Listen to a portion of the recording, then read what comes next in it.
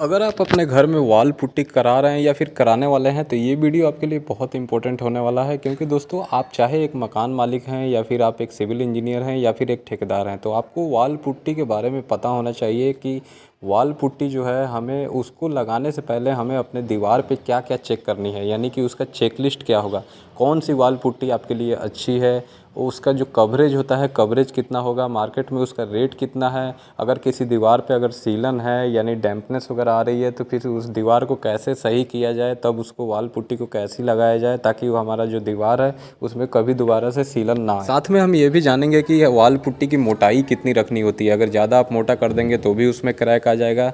तो सब कुछ मैं यहाँ आपको डिटेल में बताऊँगा। देखिए दोस्तों, जो वॉल पुट्टी हम लगाते हैं अपने घर में किस लिए लगाते हैं, ताकि जो हमारा दीवार है दीवार को बिल्कुल स्मूथ बनाया जा सके। जो हमारा पेंट है उस पर टेक्सचर करवाएं, कुछ भी करवाएं तो बिल्कुल आपको स्मूथ दिखाई देना चाहिए, शाइनिंग उस पर अच्छी होनी चाहिए।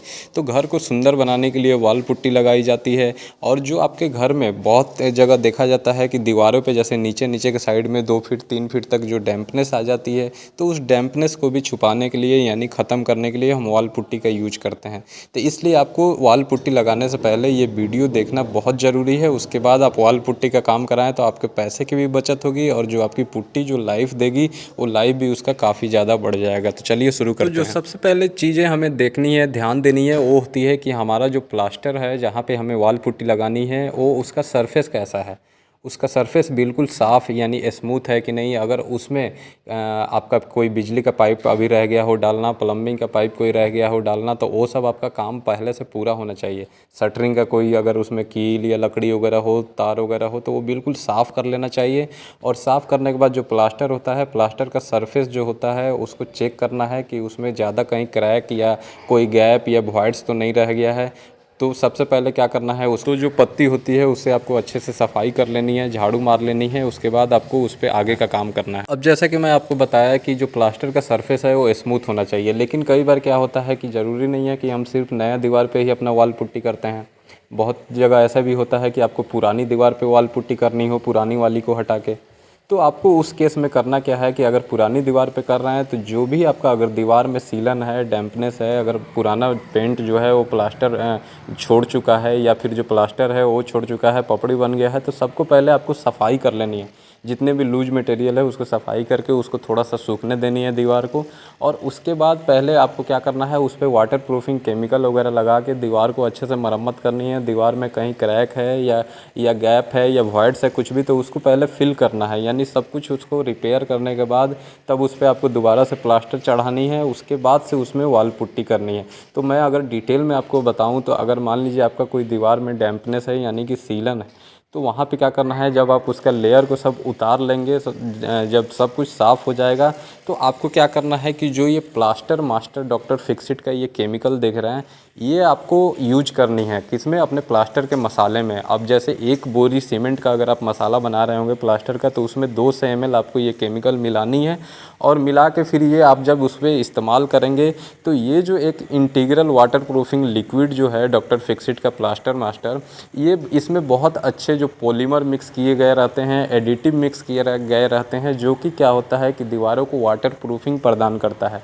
आपके प्लास्टर का जो मोर्टार का जो प्लास्टर का जो स्पीड होता है वो बढ़ा देता है, काम आपका जल्दी होता है। साथ में ये क्या करता है कि जो भी उसमें वॉइड्स होते हैं यानी पोर्स होते हैं जिससे कि हमारा पानी प्लास्टर में अंदर जा सकता है, उसको ये फिल करता है, ये उसके परमिएबिलिटी को ख़त्म कर देता है। और ये एक बहुत अच्छा बॉन्डिंग एजेंट का भी काम करता है, जिससे कि प्लास्टर में कभी भी क्रैक आने की चांस नहीं रहती है। तो आप चाहे अंदर की दीवार हो या बाहर की दीवार हो, आप वहाँ पे ये केमिकल यूज करके अपने प्लास्टर का जो मसाला बनाते हैं और फिर आपको प्लास्टर कर देनी है। प्लास्टर करने के बाद फिर आपको क्या करनी है कि आप चाहें तो उस पर डॉक्टर फिक्सिट का जो URP 301 होता है उसका स्प्रे से पूरे दीवार पे आप छिड़काव कर दें। छिड़काव करके जब वो सूख जाए तब आपको उस पर पहला कोट पुट्टी की लगानी है। अब वो भी जो पुट्टी लगानी है उससे पहले आपको ये ध्यान रखनी है कि जिस भी दीवार पे आप पुट्टी लगा रहे हैं वो दीवार आपकी गीली ना हो, यानी उसमें मॉइस्चर ज़्यादा ना हो, दीवार सूखी हुई हो। तो वहाँ पे पहले उसका मॉइस्चर का ध्यान रखना। अगर मॉइस्चर वाली दीवार पे अगर आप पुट्टी लगा देंगे तो जल्दी सेट नहीं होगा, वहाँ से वो निकल भी सकता है। तो ये चीज़ आपको ध्यान रखनी है। और जो फिर हम पुट्टी लगाने से पहले जो पुट्टी का हम मिक्सिंग करेंगे, ये बहुत बड़ा रोल होता है दोस्तों। पुट्टी का मिक्सिंग जो आपको करनी है उसमें क्या करना है कि जैसे मान लीजिए कि आपको जो पुट्टी बनानी है तो आपको उतना ही पुट्टी बनानी है जो कि आपको 2 घंटे के अंदर इस्तेमाल हो जाए, ये भी ध्यान रखिएगा। बहुत लोग क्या करते हैं, पुट्टी ज़्यादा मिक्स करके रख देते हैं कि चलो 3 घंटे 4 घंटे तक अपना काम चलेगा, लेकिन ये दोस्तों बहुत गलत चीज़ है।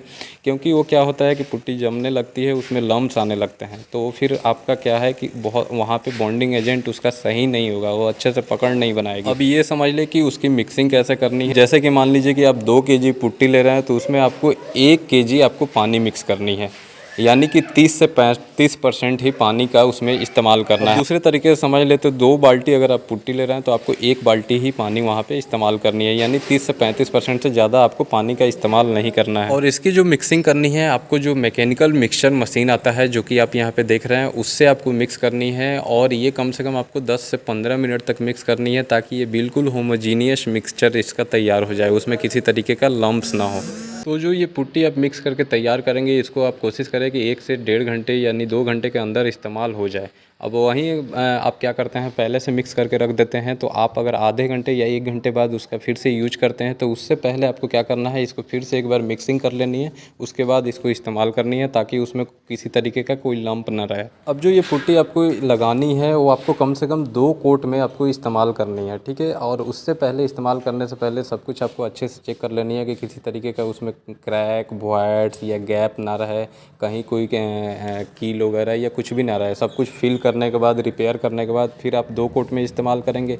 तो जो पहली कोट आपको उसमें पुट्टी लगानी है वो आपको ज़्यादा से ज़्यादा ध्यान रखनी है कि 1 mm से ज़्यादा मोटा ना हो। 0.5 mm या 1 mm तक आप ले सकते हैं। अगर उससे मोटा आप रखेंगे, जैसे 1.5 mm या 2 mm, तक पुट्टी में क्रैक आ सकती है, वहाँ पे वो निकल सकती है।